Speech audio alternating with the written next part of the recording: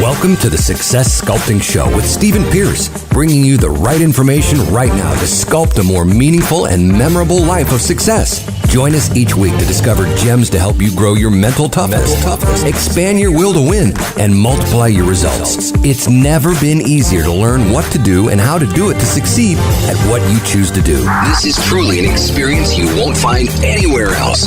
Now, here's your host, the success sculptor himself, Stephen Pierce. All right, everybody, welcome back to another episode of the Success Sculpting Show. And I am, your host, Stephen Pierce. And today, we got something incredibly special for all your entrepreneurs, your network marketers, your direct sellers. Any one of you, whether you own a business or you have a position within the business and your sales is dependent on your growth, then today is your day, because we have the $1.3 million a month MLM legend. See, a lot of legends are gone, but we got a legend that's living. I am talking about no other than Holton Bugs. Holton, for those of you who don't know, and that should be very few of you, Holton was the driving force behind Organo product launches and incentive programs on a regional and a global basis. And right now, Holton is the chief visionary officer, and he's responsible for the global vision that will set the tone and pace for the business growth and continued global expansion for Organo. But check it out. Before all that happened, like many of you, when you get into your own business or into direct sales, you're not necessarily in a pretty position. Holton was $250,000 in debt from a furniture business that got hit with some economic changes. He was 45 days away from foreclosure with his Lexus, man, already repossessed. And he knew something had to change, and that change had to be him. And he made the change. And with his change came the change in thousands of other people's lives and a nice change to his bank account. So everybody, I want you to welcome to the Success Sculpting Show, the man himself, the MLM legend, Holton Bugs. Holton, welcome to the show. Man, thank you so much, Stephen. I am honored and to be here, be able to share a little of my story and hope that there's some ears out there who were just like my ears, years ago when I was out there just trying to chisel myself. We call this the Success Sculpting Show. So when I was out there chiseling myself, with the help and the aid of so many others, chiseling myself, that inner millionaire, that inner success person that I knew that was inside of that person who was $250,000 in debt, 45 days away from foreclosure. That was my exterior, and I was just chipping away at it. And so hopefully there's some people out there listening right now who are just chiseling away and molding and sculpting that successpreneur out of them. And hopefully we can give them some benefit, man. So thanks for having me. Well, it's awesome to have you here. And I want to talk about what you just mentioned, how you were chiseling that away. And I know one of the things that's important is you talk about vision. So how is it when a person is faced with debt? Somebody can have less debt or more debt, but they have their situation. How is it they can look beyond their current circumstances and situations and have that bigger vision like you had to see, hey, where I'm at is not where I'm going to be permanently. And you kept on going. Like you said, you kept on chipping away. How does a person develop that type of vision and strength to push through their existing circumstances? Stephen, that's a great question, man, because what happens is so many people, they look around and they look inside, look at their circumstances, and their circumstances becomes their world. And typically, when you live in a world, you never look at exploring outside of the world. I mean, just think about life itself. Not just our personal life, but just think about life itself, our world. We've never thought of another world outside of the world that we have. And so now when you break it down and people have a smaller world in which they live, their own little bubble in which they live, they don't understand that there is life outside of it. You have some people who go out there and explore, just like our planet. Some people who go on and explore to say, hey, can I live? And is there life outside of this planet? Because most of us have been conditioned to believe that life only exists on the planet Earth. And so what happens is most people, when they have a situation, that's their planet Earth. And they're wondering, is there life outside of this particular Earth that I live? Is there another side? Is there a being that's out there that I could find in myself that has a different set of circumstances? And so the first thing that a person has to do is to understand and explore other people who've been just like them. I can tell you right now, if it had not been for me surrounding myself with other successful people who had a story, it would have been hard for me to believe that I could have been anything different than I was. And the reason why is the way that I grew up not with people who were financially successful. I grew up with meager beginnings, meager means. I didn't know we were poor until I got to college and I saw people with food every day. And I was like, hold on for a second. Y'all got food every day? Y'all eat that many meals a day? And I was looking back on my life, understanding why. Well, see, I didn't understand that. And then when I started to surround myself with people who had similar situations, but they found my answer and got rid of the problem that I had, that was when I knew that there was a different world that I could actually change, because all I knew was all I knew. And so the number one thing is exposure. People, you must expose yourself to a different world if you want to actually be able to create a different world. So yeah, that's the number one thing. They've got to expose themselves. So let me ask you this, in talking about exposing yourself and being around people that can expand the vision that you have for yourself, I want to talk about a lot of the things that you went through, because one of the things you talked about is early on in your direct sales career, you spent like 7 years in the business. You never made more than $500 a month and didn't have more than 50 people in your organization. You said, and they weren't all in at the same time. Why didn't you give up? Because giving up is the easiest thing for people to do, right? Making excuses is easy to do. And looking at your history, you have many opportunities to do that. Why did you not give up? Well, the thing about it is, I knew where it was that I wanted to go, and I knew what the alternative was of not pursuing it. And so I had already seen my mom struggle. And I when I went off to college, you probably know the story. I'm sure you've heard it. I went off to college. I left my mom and my two younger brothers, and my mom had just recently had a stroke. I had to teach her how to walk. I teach her how to bathe herself. I had to teach her how to clothe herself all over again.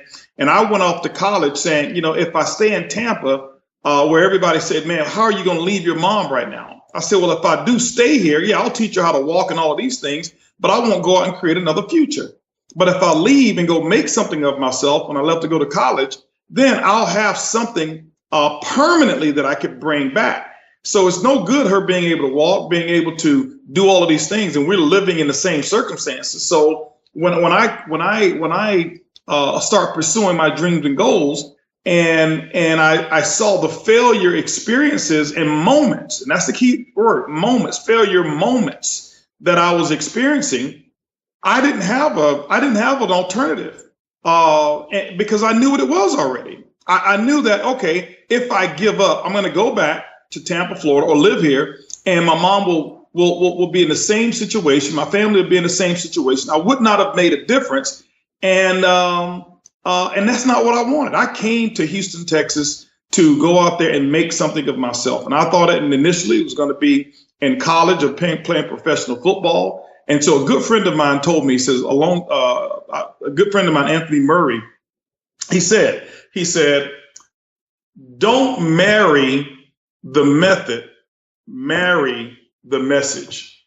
And so the message, or marry the mission, I'm sorry. So the mission that I had was to come out and make a difference. The method that I thought in the beginning was going to be playing professional football. Well, that wasn't going to work out, but I kept the mission. And so I focused on becoming an entrepreneur, started a business. That business took off and that business failed immediately. But guess what? Kept the mission, but the method changed, got involved in network marketing, got started with network marketing, new method, same mission, 7 years, no more than $500 a month. As you mentioned, 50 people in the organization total. After 7 years, I probably never had more than 10 people in the business at the same time over a 7-year period of time.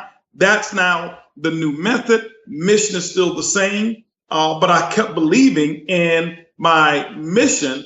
And so that's why I never gave up. Next thing you know, I transitioned from that, got involved in another business that I started, a furniture company, Next thing you know, that furniture business takes off. I start to succeed. Guess what? Method now changes. Mission stays the same. I need to take care of my family.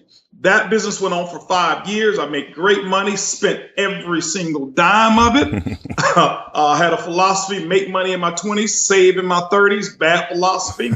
Guess what happened? That was when I come $250,000 in debt, 45 days away from foreclosure. Mission still the same. Got to change my method. Got back involved in network marketing. Bingo. Next thing you know, I took every skill that I knew of, everything that I had learned over the 7-year period that I was in networking, got involved in a business that had a completely different culture. It was right for me. Next thing you know, less than 4 months later, I'm at $20,000 a week. So guess what? I kept the mission, changed the method, but I never changed the mission. So the people who give up is because they don't see that dream happening for them anymore. And I clearly saw mine happening because I didn't have a choice. I didn't have a choice. I had already grew up on the bottom, didn't know I was on the bottom. And it was the best thing I could have done was get around people who had a whole lot more than me, because I realized, man, I've been living at the bottom. I don't have anywhere else to go but up. So failure for me was basically going back to where I was, which once I got exposed to something, it was like, hey, listen, I can't go back to that. I can't go back to having Cheetos for dinner at night. I can't go back to not having a telephone. I can't go back to the family not having a car. I couldn't go back to those particular conditions. And so I had nowhere else to go but up. So for me, I never considered quitting. I never considered quitting. And so the people got to understand, keep the mission. Okay. Keep the mission, but the methodology may change. That's interesting. Now, you talked about how quickly, when you got into the business that you're in right now, you were able to go to like $20,000 a week. That was like 4 months, right? Right. Now, here's the thing, because one thing that I know that you talk about is that there's no balance in the beginning. So for everyone, whether it's direct sales, network marketing, their own entrepreneurial endeavors, you talked about when you launched your business back in, I think it was September 28th, 2008, you said that you hardly slept, you hardly ate, and you hardly saw your family, but the sacrifice was worth it. Talk to us about what it really takes. Because a lot of people, they play business, they play entrepreneurship, and they give lip service to it, and they waste their money investing in the appearance of success and not putting their efforts into the substance of success. So talk to us about what it really takes to launch a business and to have it to grow the way you've done yours. Stephen, man, you said it right in the very beginning. People want to look successful. They don't want to be successful. They have this imaginary thing that successful people have this comfort zone, that successful people can do all the things that they really want to do. Successful people have this comfort zone, and it's the furthest thing from the truth. And see, what happens is most people look at the finished product or the fully developed product of success, and they think that that's how it always has been. It doesn't work like that. It doesn't. Even still today, yeah, I have a whole bunch of freedoms, but I'm not finished. So I don't get to do everything that I want to do. I just came back off a 27-hour flight. You think I wanted to wake up this morning? I had 3 hours of sleep before this call. You think I want to wake up and be on a Skype call this morning? No, but I've got a dream. I've got a vision. I got a call right after this one here. As soon as we finish here, I've got a conference call right after I finish that one. I've got 3 other meetings after I finish that one. Guess what? I don't want to do any of them. And I'm being honest with you guys. People, I thought you enjoyed what you do. Well, yeah, I do enjoy what I do, but I don't enjoy every single day of having to do it. Right. And so in the very beginning, as I started to launch my business, I knew that I was going to be faced with doing so many different things that I didn't want to do. I want you to imagine this. I'm going to draw a parallel here. And I want you to just imagine, let's take somebody like a Muhammad Ali, okay, right, who was one of the greatest ever. Do you think he enjoyed getting up in the morning, 4 o'clock in the morning, running 5 miles when it was freezing? I'm talking about freezing over there in Kentucky, and then going into a gym and letting somebody beat on his head for 3 to 4 hours a day? No, not at all. You think he enjoyed that? You think he enjoy when you see people in the gym, when you see them boxers in the gym and they're running X number of miles and they're doing X number of sit-ups, and you see the pain on their face from working their bodies, the way that they're working their bodies. No, you don't enjoy that. What you enjoy is the vision of what the finished product actually looks like. Right. And so successful people very seldom enjoy that vision. We very seldom enjoy that vision. Why? Because it continues to grow and it continues to grow. So when I started, when I started working on, when you reference, the beginning phases, that there is no balance. There is no balance. I wasn't doing what I wanted to do. I wasn't sleeping when I wanted to sleep. I wasn't being able to have meals when I needed or wanted to have meals. Not Harvey, but it was a Hurricane Ike came through here in Houston, and I was launching a business in 2008. Go back and look at the dates. September of 2008, we had a hurricane. Never forget, my mom calls me on the phone saying, "Baby, have you heard?" I said, "Heard about what?" She said, "There's a hurricane coming your way." I said, "Mom, I don't have time for a hurricane." She said, "Why?" I said, "Because I'm creating my own." She says, "What are you talking about? Boy, you got enough money. Get your family and get out of there." Mom, listen, I don't have time to deal with a hurricane. I'm in the middle of a launch. And when you have a rocket ship sitting on the launch pad and something happens and you decide, okay, I can't launch, but you're in the middle of the countdown, you can't launch anymore. That's done. So I had a decision to make, and I'm very respectful of people who had to endure challenges and loss throughout some of these natural disasters. So I'm not belittling anyone who left or whatever it is, and I'm not encouraging anybody to just stay and try to say, I'm waiting it out because I heard HB. No, it was just, I was so convicted. I hadn't watched any television. I hadn't listened to any news. There was nothing that I had listened to that was letting me know except my mom. So I really didn't understand the severity of it. But at the same time, I knew how big my vision was. And guess what happened? I never forget, the storm came here. It came over our neighborhood. It devastated so many houses in our city. Every house that I knew of in my city lost power. And for some reason, guess who never lost power? I never lost power. And I believe it was because, in my opinion, I believe it was because God was saying, this guy's got a big vision. Let me not interrupt what he's about to do. He's about to do something to impact the world. He needs this electricity. And it was amazing. My next door neighbors, everyone who's across the street from me, I remember it like yesterday, out of power. Here I am. I've got power. That is when a awesome. person makes a decision, here's what happens. When a person makes a decision, when you do make a decision, and we talk about using the parables of when Moses parted the Red Sea. I believe that's a parable. I believe it's just that. Do I believe that the waters actually receded? And I don't believe that the waters receded. I believe it's a parable to say, once you make a decision, waters will move out of your way. Mountains will move out of your way. The universe will recognize that your decision is the dominant force at that particular moment. And things will happen and open up for you like they never have before. But you can't fake that. You can't imitate courage. You can't imitate decision. You've got to make a decision. You've got to be 100% congruent with your beliefs and where you're going for those things to happen. And that's what took place. And that's the reason the sacrifice, or what I call the investment, is worth it. And that's interesting because you said a lot there. So everybody's going to have to go back and listen to that again. But there's two things that you said. You talked about one, decisions, and then not feeling like it all the time, right? All the different things that are on your agenda for today.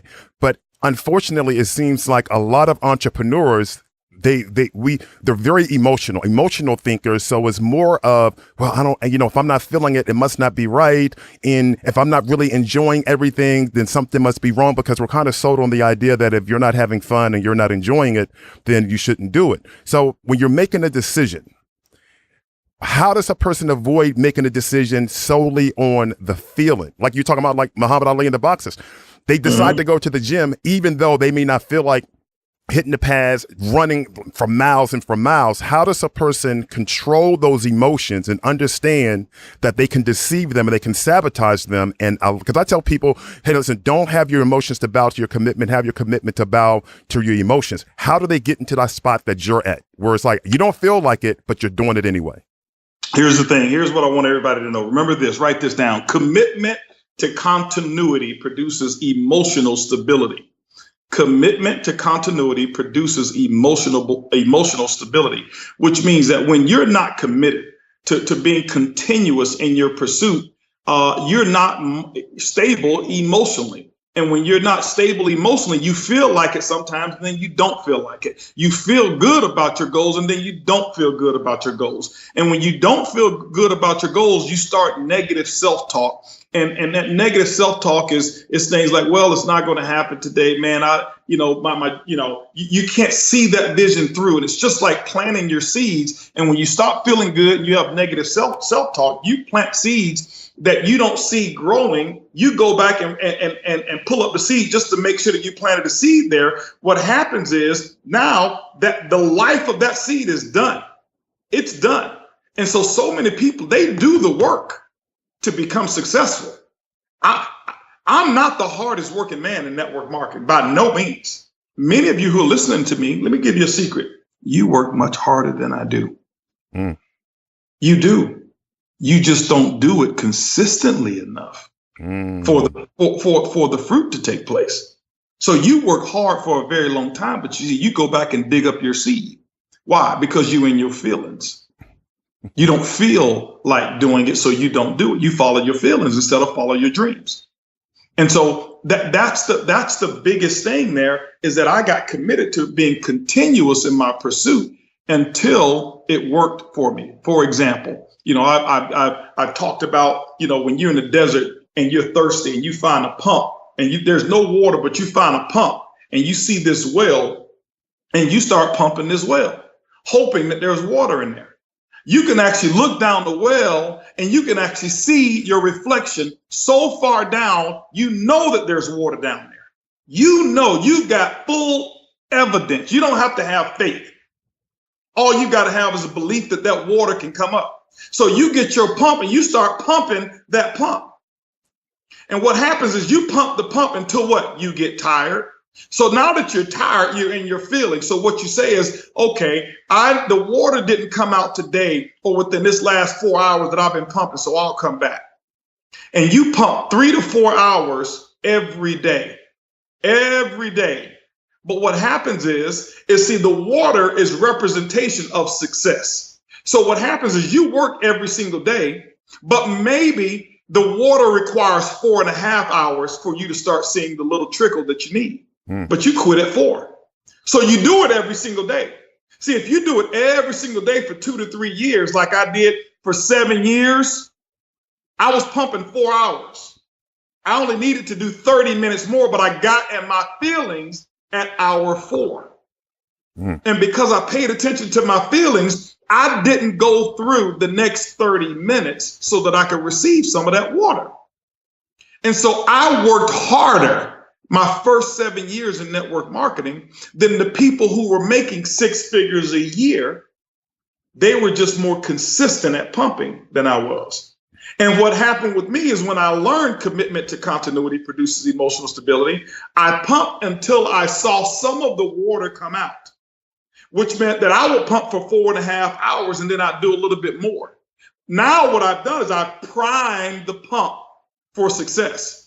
Once I prime that pump for success, I can take a small little break. And as long as I don't take a break long enough for the water to recede back in the well, because now I've got to start completely over.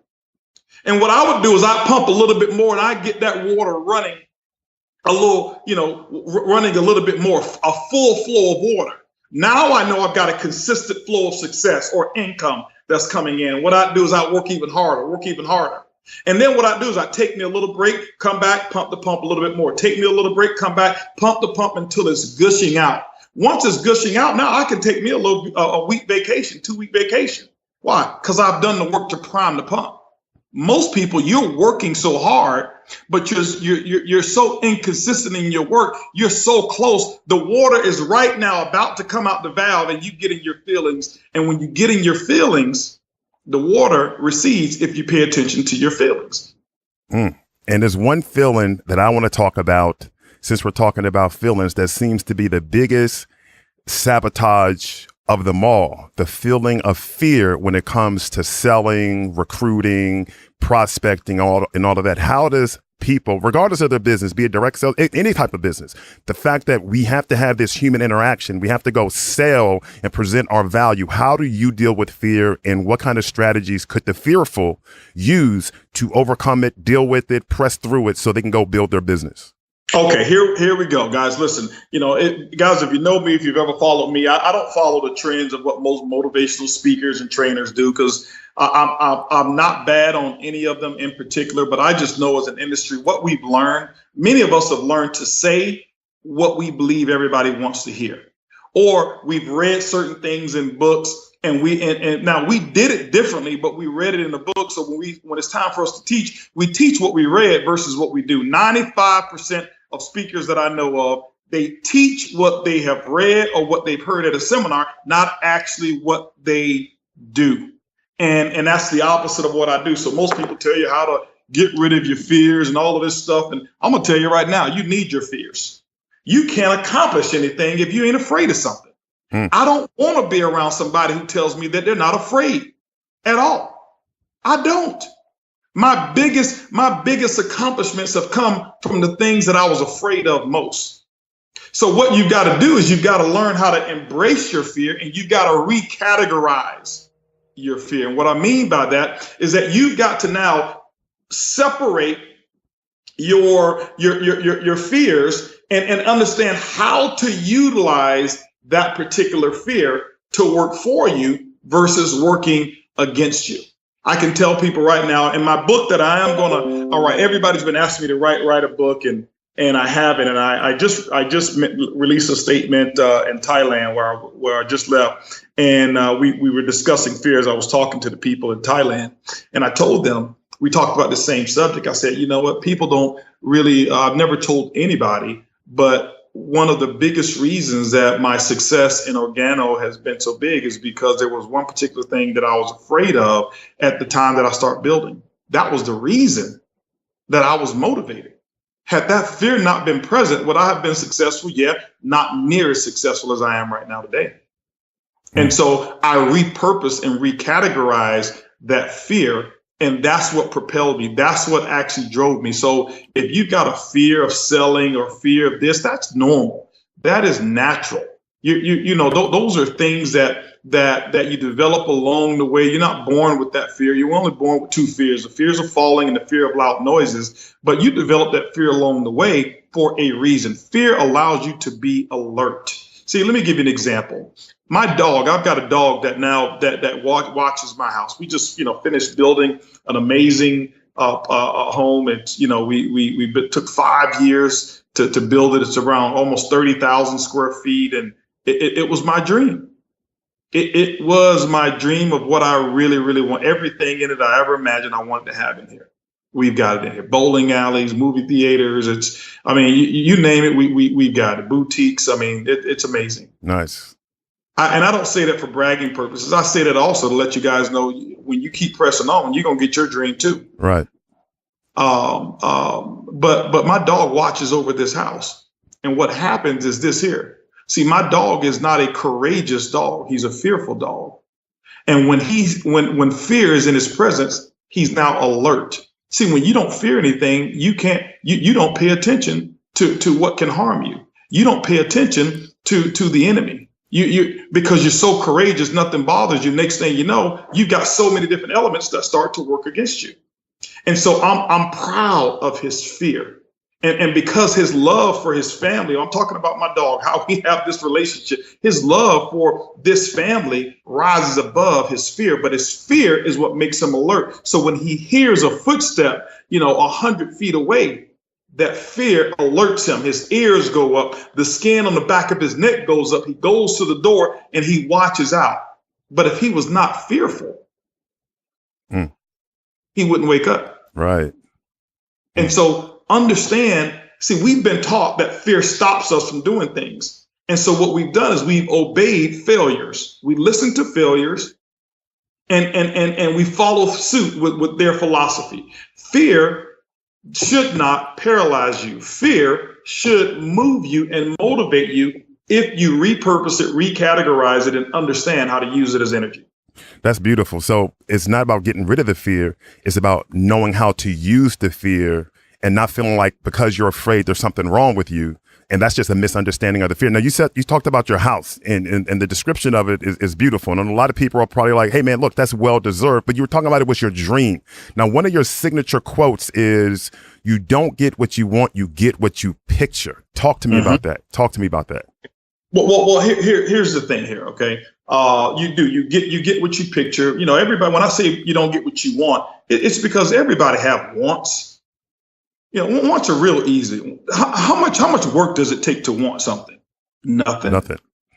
Yeah, you know, we live in a world right now on Instagram, and you know, we see people out there who put fake stuff up and all of this, whatever it is, and you see somebody who looks like they're balling. Man, I want that. I want that car. I want that watch. I want that house. I want that vacation.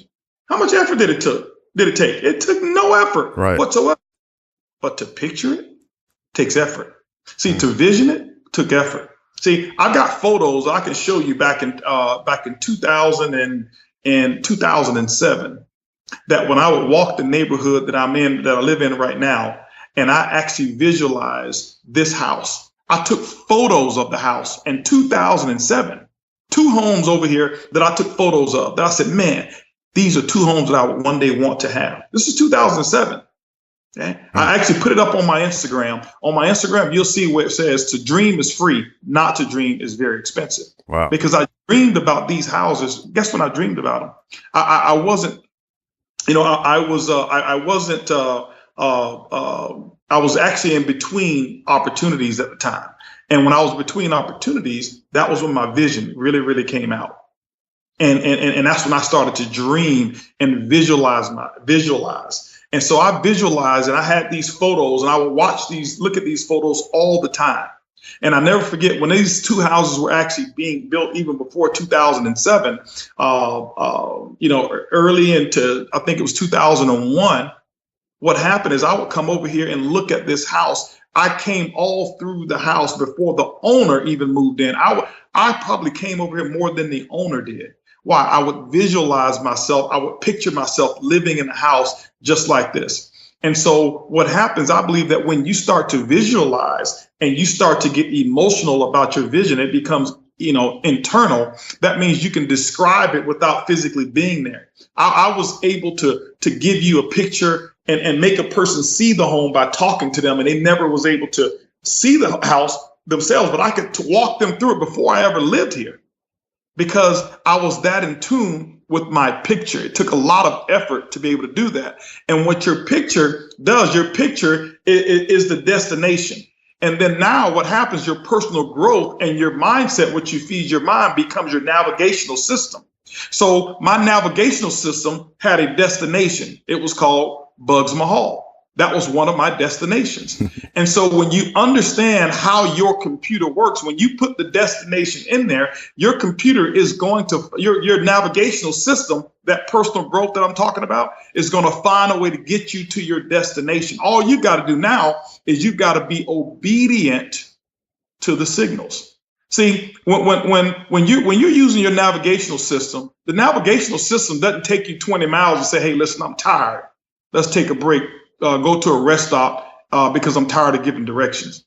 And that's what most of us do when we're on our path to success. As I mentioned, we stop pumping, we stop driving, we stop moving towards it because we're in our feelings. And so when you understand those 3 components there, that personal growth, the navigational system, being obedient, committed to continuity, as I mentioned before, and then understand being able to picture your success, which is the destination that you put into your navigational system, what happens is things always come up to bring you towards it. So what happened is, here I am, I'm growing my business. I'm not giving up. I'm focused. My realtor calls me one day, says, Bugs. He said, you wouldn't believe it. I said, well, I would believe it. Just tell me. He said, listen, the house you've always wanted is now for sale. He said, but here's the thing. He said, it's in foreclosure. I said, is it? I said, well, let's go see it. So I went over to see it, and actually it was on a short sale. I went over there and offered them money on a short sale. They wouldn't accept it, even though they were losing the house. It was a professional athlete who owned the house before me, and it didn't come through. He called me back a month later. He says, listen, it's gone from short sale to now foreclosure. That's when I went in and I went in and bought the house for probably 20% of what he paid for it. Oh, wow. Nice. Why? Because I was committed. Commitment to continuity produces emotional stability. So I had the picture of the house. But here's the thing. Here's the cool thing. Bought that house, paid cash for it, and I tore the entire house down, stripped it down, kept the frame, and rebuilt it. Took me 5 years to rebuild this house. Along the way, there was, as I mentioned, there was another photo of a house that I admired. I should see it from the golf course. Had the same picture. My realtor called me up. He says, Bug, you wouldn't believe it. I said, what? He said, there's an auction. You know the picture that you had of this house? I said, yeah. He says, that house is going up for auction. Now, this wasn't a distress sale. The guy had just sold his company for $63 million, moved to North Carolina, and said, hey, I don't want to keep this house on the market for so long. I'm just going to auction it off and guarantee a sale one day. Well, guess who shows up at the auction? I do. Guess who's got cash money? I do. Guess who's got bidding power? I do. I buy the house not to live in it, really. I bought it as an investment. And then my wife went to see the house. She says, well, honey, this house right now, why don't we just move into this house until our dream home is built? Because I've got a whole room upstairs that I can use for my closet. I said, okay, well, we'll do that. I ended up with 3 homes in this neighborhood. The one that I envisioned first to move into, and 2 that I had on my vision board. Ended up with all 3 homes. Why? I envisioned them. Wow. And so I don't want to make this sound like fairy tale. Right. I went and did the work. I didn't focus on my vision the entire time. The vision was in me, so I didn't have to look for it. It was in me. I made sure I focused on being committed to the continuous pursuit. Do you still, I mean, you've accomplished a lot. Do you still set goals? Oh, I have to, man. Yes, I have to. I set goals in all different areas of my life. I'm just more intelligent about being able to do them now. And what I've learned, and I'll give you one tip on goals, guys. Stop setting goals that you think everybody else is impressed with. Most people, they don't set goals. They set objectives that they believe will satisfy their friends. I'll give you one example. Okay. I set a workout goal. It's going to sound crazy to most people. My workout goal was make sure I get to the gym 4 times a month. 4 times a month? What are you going to do it 4 times? Well, those of you who said that they go 4 times a week, you hadn't been all year. Because see, 4 times a week sounds like something you want to have conversation with your friends. 4 times a week, that goal that you set, and you're not doing 1 time a week, you're failing. I knew what I was going to be committed to. So why am I going to set a goal to do 4 times a week because everybody else sets a goal of 4 times a week? No, that's not my goal. That's their goal. That's what sounds good. That's what looks cute. But when I look at myself today, I pass by the mirror. Guess what? I'm so happy. Why? I get to the gym at least 4 times a month. And when I can't get to the gym, I do me some push-ups. But I'm hitting my goal. Wow. Now, you said something that's interesting, and it brings up something that I had read that you wrote.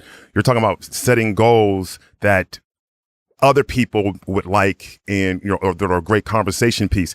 Now, something that happened previously in your career was when you moved from one company to another company, and you had mentioned that when you were ready to leave and to do your deal, all the haters started to come out, right? Because it wasn't a popular decision. So my question is, how do you deal with haters, and do you actually still have haters and fake friends? Oh my goodness. Yes, of course. I was just having a conversation with my wife right prior to this call here, and it was, we were talking about some of the things that she's doing in her life with her WIN Foundation and her movement, and some of the women who are just been hating or whatever. And I told her, I said, honey, I pulled her to the side. I said, baby, listen, I'm gonna show you how to stop having haters. Instead of doing these events that are so incredible, that have hundreds of people from all over different cultures coming, and instead of doing your video that looks like it was a Lionsgate movie production, I say do it real small. Maybe do it in the woods. Invite 4 to 5 people. Nobody will notice it, and you'll get rid of your haters. She says, what do you mean? I say, people only hate up. Nobody hates down. Love it. So yes, I still have haters. But here's the thing. I've learned to separate that as well. And I don't even hate the haters for hating. You know what? Because it lets me know that I'm doing something. And when a hater hates, basically what they're seeing is that they're looking at a mirror of themselves not achieving what they see you doing. And so they're not hating you. They're hating that they're not committed to they don't have commitment to continuity. They don't have stickability. They don't have their own vision that belongs to them. That's what they're hating. They're not hating you because most haters don't even know you. Most haters, if they had a chance to get to sit down with you, basically they want to be your friend. That's what they want to be. They don't want to hate you. Okay? Because like I said, people are not hating down. You're not looking at somebody who's a millionaire hating on a thousandaire. No, it's the thousandaire hating on the millionaire. Right. Right. So, you got to learn to embrace that. So, yeah, you're gonna have that jealousy. And then when I transition people, my move is not based on the timing of everybody else. My move is based on me being consistent with me. And so, yeah, when I did make my move of transition, as I said, I kept the mission, changed methodology. So when I did notice that I needed to make sure that I changed my methodology, but keep my mission, most people were married to the method. That was not going to keep me where I wanted, that was not going to take me to where I wanted to go. I'll give you a prime example. If you take a look at a company like Blockbuster was married to the method. Right. Netflix was married to the mission. Blockbuster no longer exists. Netflix is the future. Right. Wow. So that you got you just gotta pay attention to that.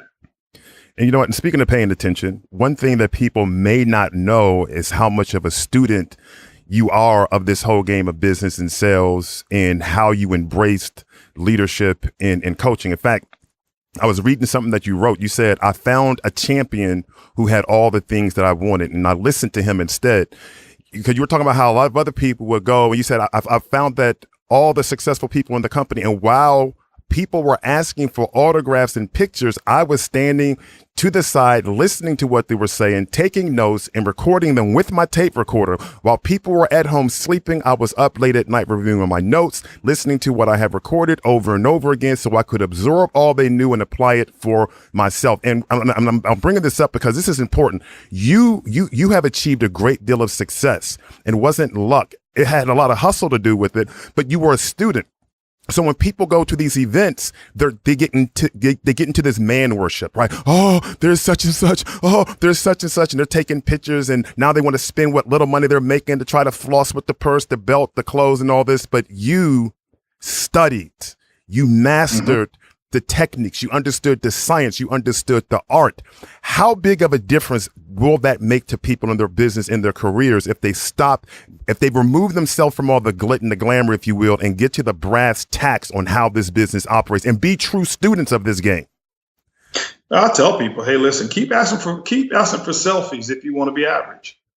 And say that again. Keep asking for selfies if you want to be average. I love that. Yeah, if you want to be average, just ask for selfies. And now here's the thing, and I'm telling you what if you ask anybody in my group, it's the same thing. I do leadership trainings all over the world. I just came back, from, as I mentioned, from Thailand. I was over in Thailand. I was over in Laos. I left actually Mexico, Thailand, and Laos. So I did a 3-country tour. And I told them, I said, guys, listen, I'm here giving you information that has made me tens and tens and tens of millions of dollars.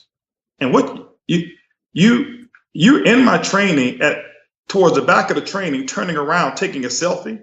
See, what you want people to associate you with being with wealthy people instead of people wanting to associate with you because you're wealthy.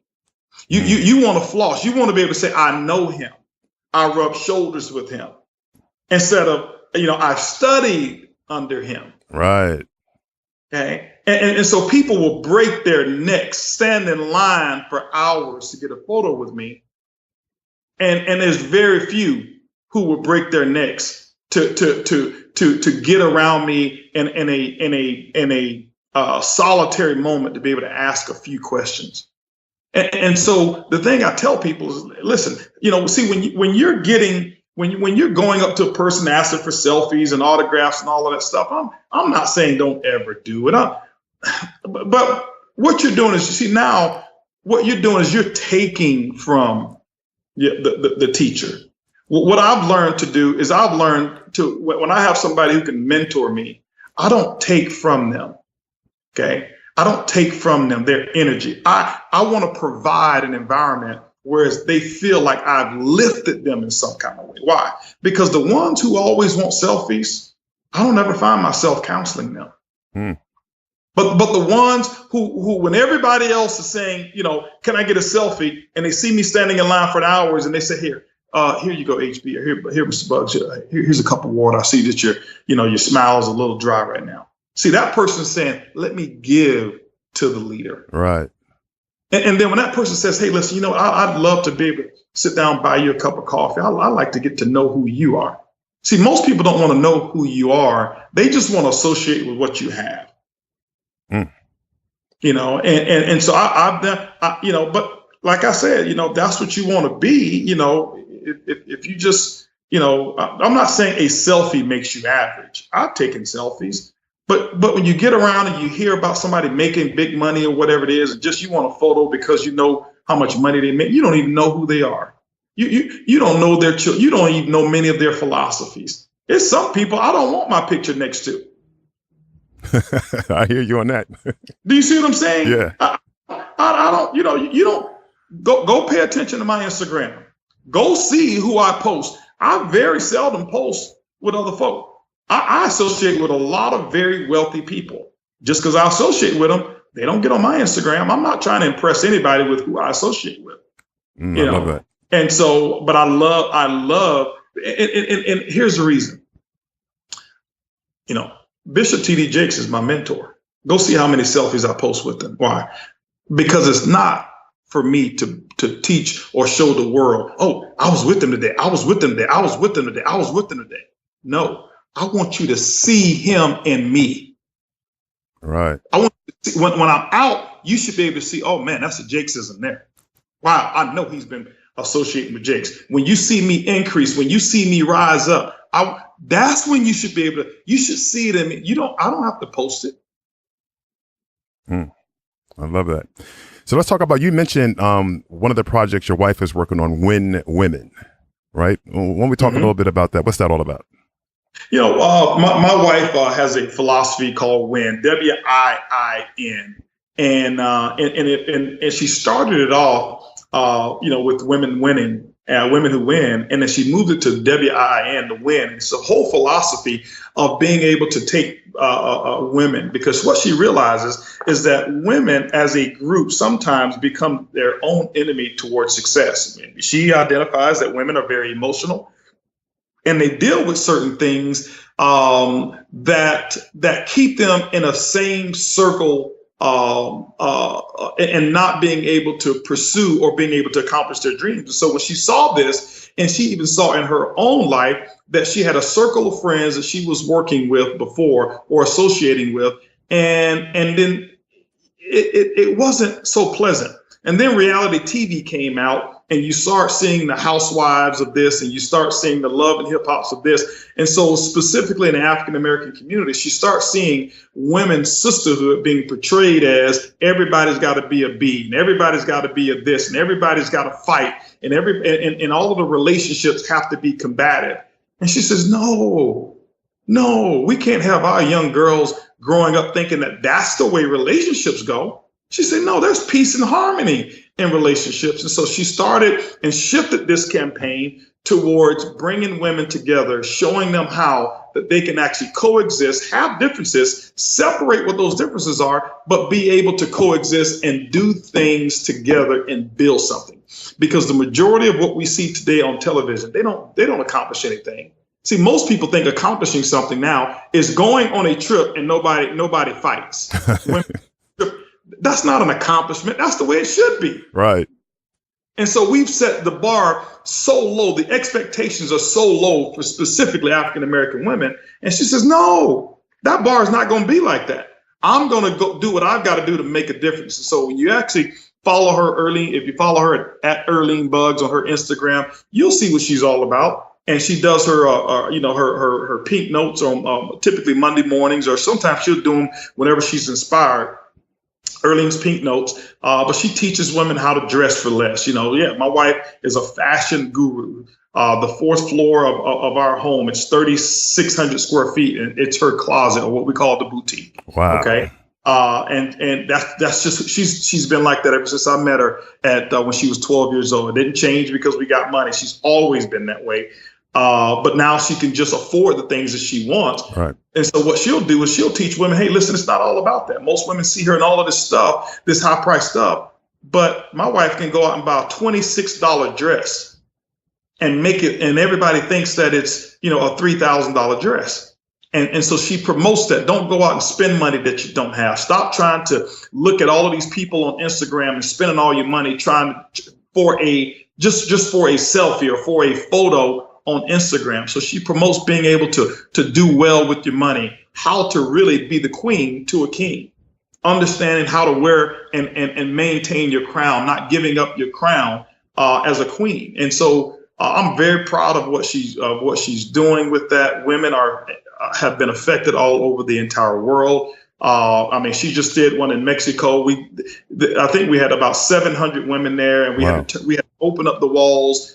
We turned so many people away, and because women are starving for this type of information. So my wife doesn't speak a lick of Spanish at all, but she was able to be there and infect people like crazy. She went over to Italy, did one in Italy. It was the same thing. London, the UK. She's going now all over the world. She's so much in demand right now. People who want who want to be a part of this movement, and she doesn't do it for money. She does it for a cause. I love that. Now, what about OG Cares? Talk to us a little bit about that. I want people to understand what it is you're involved with. Well, with OG Cares, it's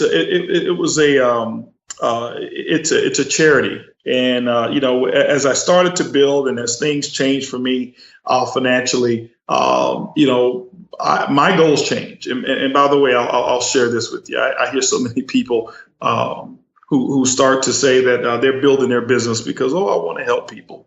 And here they just starting, and it sounds good. It's a goal that sounds good. I didn't build my business because I wanted to help anybody. I didn't want to hurt anybody. I knew people would get help, but that wasn't my goal. My goal was to take care of my family. Love that. And stop feeling guilty, about putting yourself first sometimes. And that's why you're not accomplishing anything. Because, I want to help people. Well, you hadn't even gone out showing your presentation, sold your product to nobody. How many people do you really want to help? And so as things changed for me, I focused on me and my family first through serving others. I wasn't selfish. I knew I had to serve others. And as things changed for us and that we were satisfied with at least, where we were, my things tilted for me in the direction of being able to focus on other people. And so OG Cares came out because I wanted to have a philosophy that it didn't matter how much I'd gain. I wanted to be known for how much I was able to give, not how much I earned. Right now, people look at me about how much money I've earned, which is good. That maybe should be the motivation for some of you.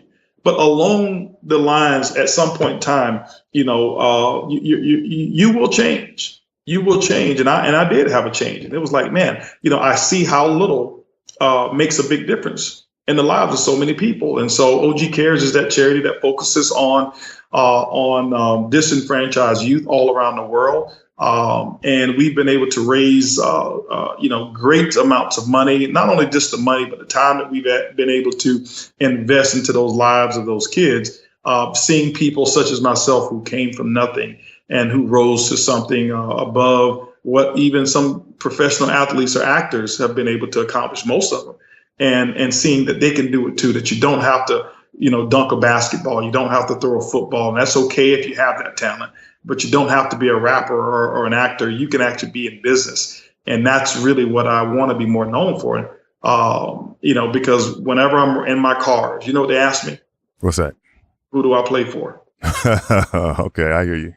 Who do I play for? And it's just a stereotypical thing. It's right. And I'm not out here just saying, okay, it's only one particular race or whatever it is, but it's that society has built up. Whereas an African American man who is in a Lamborghini or a Rolls Royce or his Bentley, or living in the 30,000 square foot house, he must be an athlete, or he's in the music business. Nobody ever asked me, which company are you a major top executive of?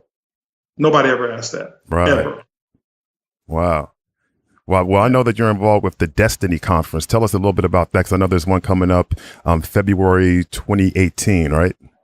Yeah, absolutely. Yes, indeed. February 23rd, 24th of 2018 is the Destiny Conference. My good friend, business partner, and my pastor as well, Keon Henderson, myself, him, and Bishop Jakes had a vision, or actually Keon Henderson had the vision, and myself, and Bishop Jakes did the first one 2 years ago.